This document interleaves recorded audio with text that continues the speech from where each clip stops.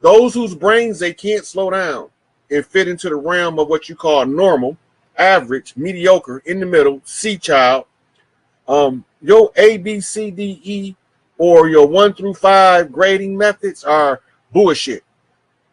All that is a measuring tool for money. It don't have nothing to do with what your child learned. It don't have anything to do with whether your child learned or not. I was a functional illiterate with a 3.75 GPA. I was a functional illiterate. And I got kicked out in the 10th grade as a functional illiterate.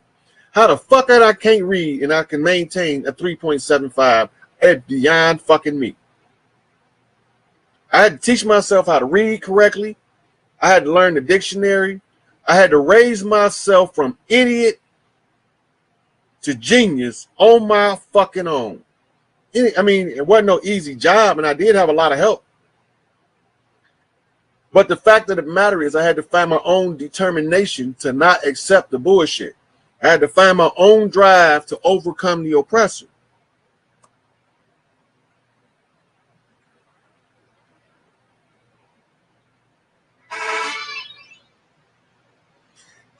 Yeah, Don, I got a couple of sisters down in ATL.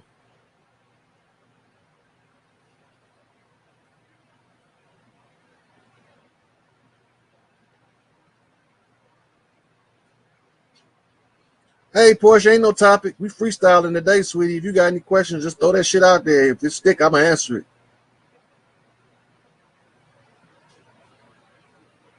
Hey, look, I done been all over this country, right? And I done seen all kind of females from all walks of life. And believe it or not, I was shocked to find the most loyal females grow up in gang culture. That blew my wig back because it's so outside.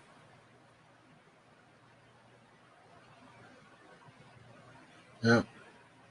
It kind of like took me for a loop because I never expected the women that know how to work together in a group, know how to function in a household with a male leader.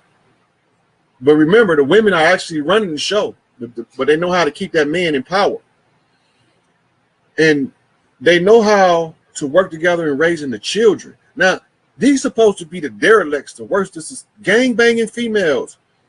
And out of all of the gang-banging females, the ones that I've seen do the most remarkable hold you down ass shit been Bloods and Crip females. I haven't seen it nowhere else in the country on that level. They so out cold, they come up in your crib and reorganize the house like that in the clique. They bringing what you need. If they think you worthy, they bringing everything you fucking need right there. Okay, let's get this party. Like if I was in LA right now, I couldn't sit at home like this. If I was in California, there's no way them sisters in California would know that I know the shit that I know and leave me sitting in a goddamn house. It's not gonna happen. It's not gonna happen. It can't happen. It's not possible. Their psychology, their makeup, and their character is totally different on the West Coast and any other part of the country. They all ready to ride. I got in my saved videos. I'm probably going to post it up as a comment in this video. See if I can get it from another place. They already know what the call is, right? I'm going to prove it to you. West Coast sisters already know what they're supposed to be doing. They already know. I'm going to show you. I got to go to my saved videos. I'm going to post this video in the comments. I wish I could post this mug and up on the side of the screen with me and where y'all could see it. You know, in the black community, we used to dread prison worse than anything else. Prison used to be the worst thing you can threaten us with. And then we start marching for civil rights, right? Once we start marching for civil rights, stuff started to change because we didn't fear prison no more. We didn't fear getting locked up or jailed. Fuck that shit. And you know what we do? See, black people are natural alchemists, whether they accept it or not, or whether they know it or not. And I'm going to show you what I mean by that. Black people are natural alchemists in the respect that all of the bad shit that get dumped on us, we convert that shit into something good. Every goddamn time. Look, they gave us a name, niggas. And it was the most vile thing in the history of the world anybody could be called. And we turned that shit into a term of endearment. My niggas. We turned that shit into some good shit. We love being niggas now. Nigga ain't nothing like being a nigga. Everybody want to be niggas now. But there was one point where if you called a person a nigga, you gonna get your whole motherfucking back broke. The whole clique gonna rain down on your motherfucking ass with the wrath of rod. I'm not bullshitting. Now, this is alchemy. We took what you intended to hurt us with, we turned that shit into a term of endearment. You know, we turned that into a whole way of life wrapped around a negative thing that we turned or attempted to turn in our community into something positive. So now, while everybody thinking that they hurting us by calling us nigga, it ain't nothing new. We was trying to figure out how to make that that flip anyway. Ever since, all you got to do if you want to know how long we've been trying to get over the sting of the pain of being called a nigga is read Richard Wright, Black Boy, I think it's called, and he got a part in there where he's talking about how the brothers be hanging on the corner when ain't nobody else around. They try to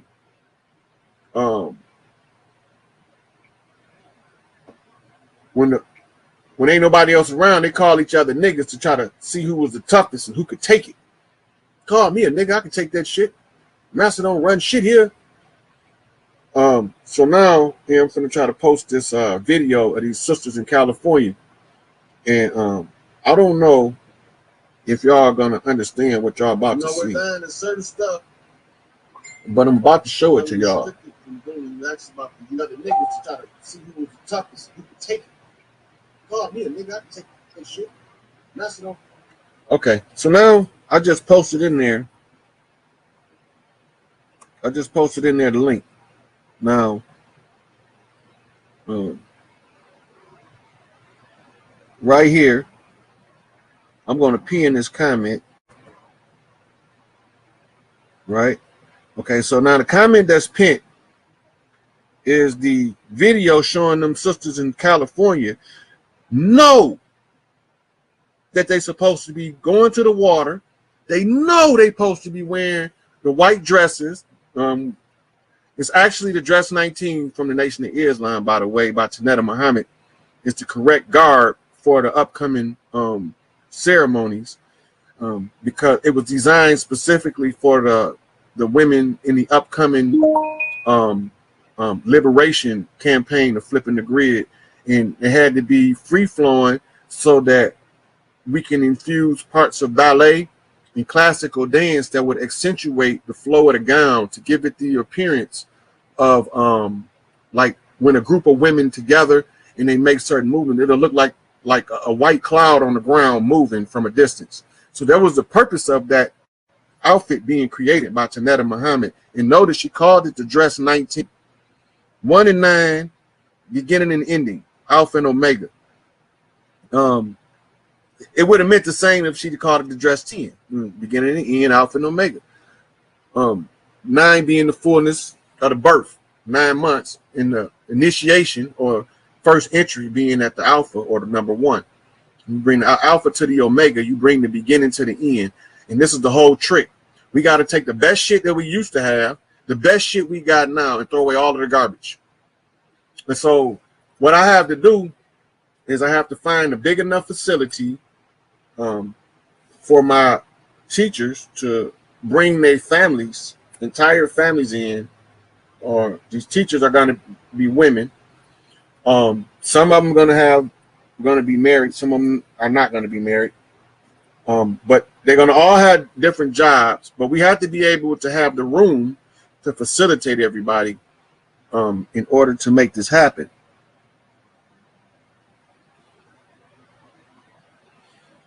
Yeah, man, look, that video, if y'all get to watch it, that I got pinned on here, that video show you all these sisters. They have this drive. They don't know what it is. They know it's there. They feel it. You can look and you see they all confused. They don't know what they supposed to be doing, right? But they know they supposed to be doing something at that water. Well, they made two mistakes. From the standpoint of what they're doing, the first mistake is they're supposed to be in fresh water. They called in the wrong mother at the salt water for the cleanup, because she don't play no, she's stern. She's more stern. But the right one, the correct mother or the correct goddess, is from the fresh water. Now, once we start these training to flip the grid, there would be a series of women in various age groups, from pre-puberty to senior citizen, post-menopause. The older women have to have the vigor of a young woman. And that's another video I got that'll show you what I'm talking about. So I'll be saving videos that can illustrate the correct formula so that you can see what I'm talking about. Now, the older women are like the guides. The whole thing is to tie the wisdom to and experience of the elders to the vigor and bravado of the youth. When you're 20, you'll do some shit at 20 that there's no way you're gonna do when you're 50. Ain't no, you don't have the courage to try no shit like that when you're 50. The same stuff you do when you're 20, you're not gonna do when you're 50.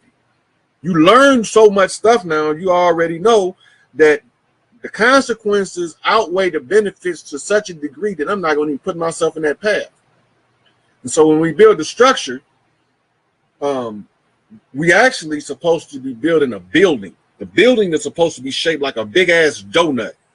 And in the middle of the building, all of the children comes out, and you cover it up with plexiglass with air ventilation around the top so that the rain can drain to the outside as opposed to the inside. And then you can still have an open air in the middle. And then all of the children is supposed to go to in the morning, because some people are going to go out to jobs in the street while some people stay in the community and work with children and work with the women. Now in there you got your education, your doula center, your rites of passage. All these things is taking place at the same time, but you also have the formation of the pyramid structure of your family, with the head of the household at the top, which is always a pair, and it trickles down according to the needs of the community. And this is the purpose of this pyramid symbol, is showing you structure. It's all it means: structure, organized, order, and structure. If it's disorganized, you can't have a pyramid, square, or a circle. It's going to all fall apart. If it's not, it's chaos. And so if you want to take the order out of the chaos, this is the structure.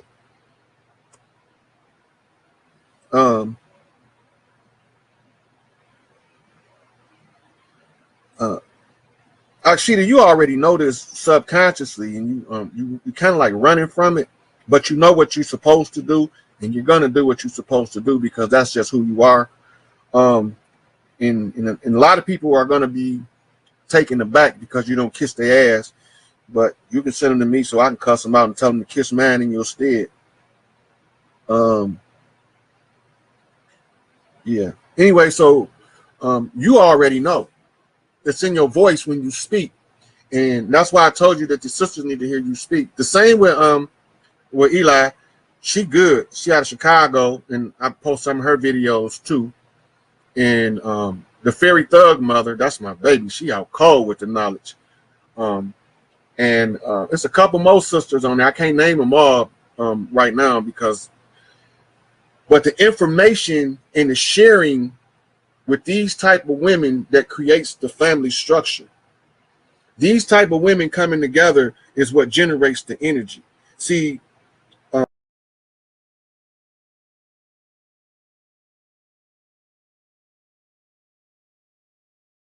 who is the motherfucker who issued the challenge to the Moors and the indigenous to tell us who we wasn't and who they were, right?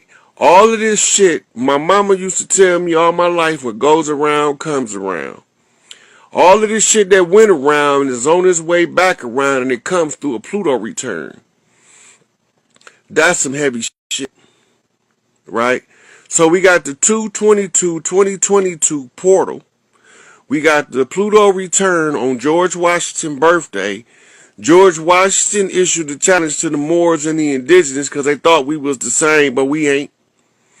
And when they found out now that we ain't the same and that I can tell the difference between us and them wherever they meet. And when they send they motherfucking, because Elijah said the last trick the devil gonna do is to just freely offer you his woman. But he ain't never tell you his woman was gonna smell like a half a cow. Right? Because our women believe in yoni care. Like that's like a big thing because the yoni is the portal of life, and the portal of life is a sacred place. And the desecration of a sacred place comes in the form of mastectomies and hysterectomies. So if we understood that by watching how our people move, watch how they move, we reverence the womb and they despise it. That doesn't make sense. How do you despise the womb when you come from one? But they don't have that respect for the womb. They got a greater respect for the phallus.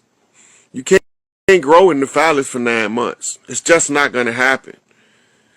Right? So we can push this patriarchal bullshit agenda, or we can go back to us. I vote for go back to us. So I'll tell y'all the secret. The secret is them niggas that don't want to be black don't have to be black. You know, because all of us wasn't intended to be in the war. All of us wasn't part of the war. You got to remember, everybody didn't sign treaties with these motherfuckers. Some of us ain't never stopped fighting. That's why they got blowed up shit all over this bitch, flooded out cities all over this bitch, castles that's abandoned all over this bitch, because all the motherfuckers that lived in the castles went to fighting Seminole Wars. All the motherfuckers lived in the castle went to fighting Seminole Wars. Ain't nobody staying in Big Mama house if Big Mama ain't safe to come home.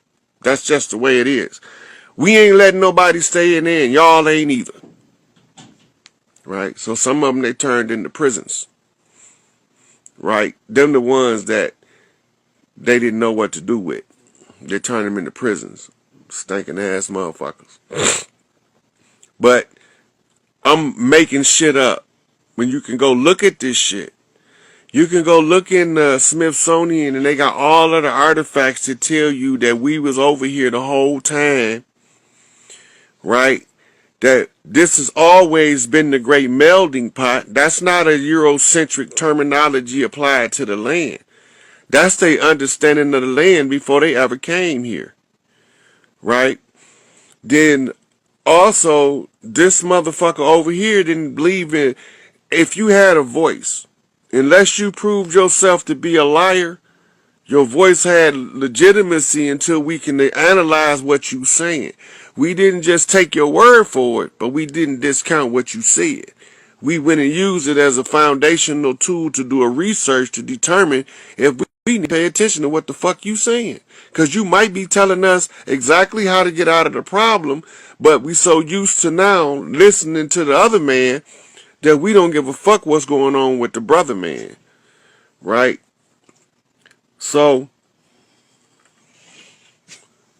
in academia, they was calling us Negroes, the coloreds, the African Americans, and all that shit. But in the hood, we was greeting each other. What's happening, brother? What's going on, blood? Wait a minute. Brothers. That's what Stone's vice lords call each other. Blood. That's what them bloods in LA call each other. Wait a minute. We've been knowing who we was the whole time and been calling ourselves who we were without even knowing we was identifying ourselves to one another in the presence of everybody, and they made fun of us and called it blaxploitation. Pay attention to the exaggeration, because the exaggeration is the thing that says pay attention. And if you pay attention to the exaggeration, you'll find a whole revelation of a nation that's been percolating under the bottom the whole time. Talking in ghetto code, did it eat that, as motherfucking Gil Scott would say. Right? So the parents got a language. The children got a language. They don't always speak the same language, but the children normally know what the parents is talking about, right?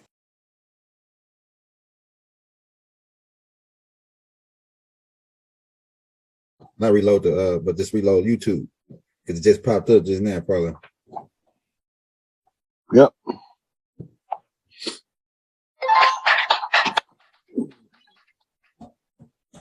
I just want to be able to see the live chat. Better get it cracking, bro. I got the live chat pulled up. Let me share this. Oh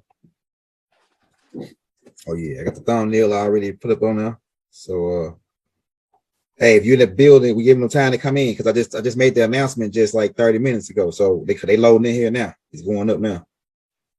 Mm-hmm. So we give them a couple minutes. So just hit the shit, get right, set up. We're gonna get in. So for the ones that's coming in earlier today, we're going to be going over some of the history and show y'all how they be hiding shit in plain sight when they be telling the story. Right. So a lot of people, Elder, than heard me say a lot of times that we left the land to go fight the Gullah Wars or the Seminole Wars, depending on who's telling the story, the victor or the defeated, or us versus them. The person telling the story determine what the name of the wars is called. So when the Spaniards is telling it, or those sympathetic to the Spanish cause, conquistadors, they call it the Seminole Wars. But the key reason they call it the Seminole Wars is what we need to be trying to figure out. Because we need to find out what the word Seminole means.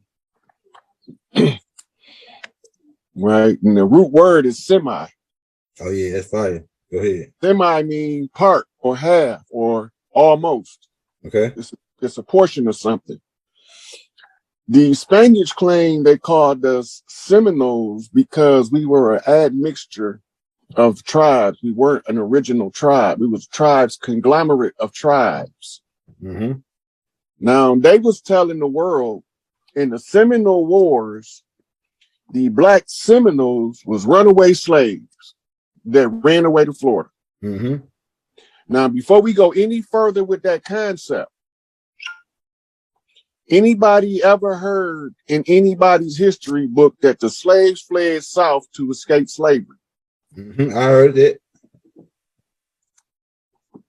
Where'd they go? I mean, that's not south. They said north. I mean, they said they escaped north. Yeah, to escape slavery, right? Yeah. Okay, is Florida north or south? South. So all of a sudden now they escaping to the south, and this is where the hotbed of activity is.